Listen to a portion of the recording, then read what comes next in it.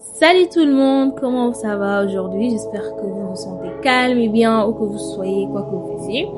Bienvenue à nouveau dans le Quiet Bloom. Je suis vraiment heureuse que vous soyez là aujourd'hui.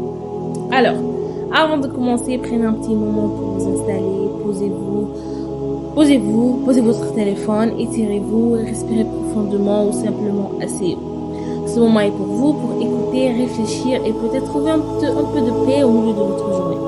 Aujourd'hui, on va parler de quelque chose de très important, les limites personnelles.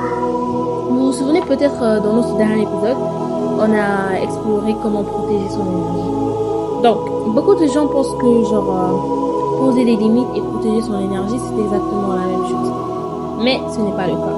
Elles sont liées, oui, mais différentes. Et comprendre cette différence peut vraiment changer la manière dont vous vous sentez dans vos relations et dans votre vie. Alors, protéger son énergie, c'est ce qui se passe à l'intérieur. C'est la façon dont vous gérez vos émotions, vos réactions, ce que vous laissez vous atteindre. C'est rester calme quand certaines personnes vous mettent à l'épreuve, c'est savoir se détacher quand quelque chose ne vaut pas votre stress et ne pas absorber le chaos autour de vous. Les limites, en revanche, sont externes. C'est ce que vous acceptez que les autres disent, fassent ou aient accès à votre vie. C'est votre manière de dire clairement, ça c'est ok, ça ce ne l'est pas, voici ma limite.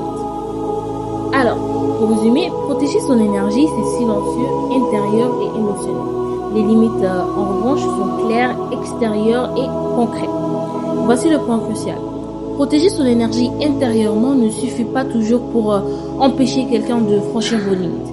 C'est là que les limites entrent en jeu. Maintenant, quelque chose que personne ne vous dit souvent, c'est le moment où vous posez une limite, certaines personnes vont réagir avec de la colère. Pourquoi? Parce qu'elles perdent le contrôle. Ok? Alors, ces genres de personnes vont tout le temps essayer de vous faire sentir que le problème venait de vous-même.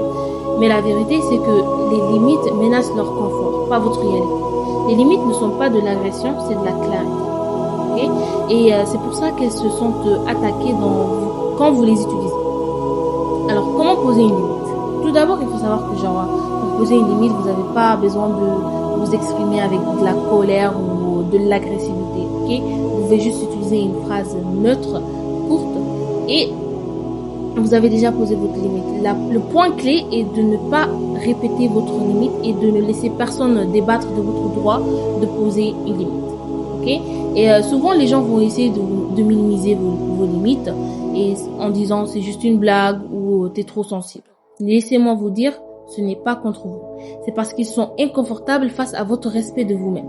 Ils ne se fâchent pas contre les limites, ils se fâchent parce qu'ils perdent l'accès à votre énergie.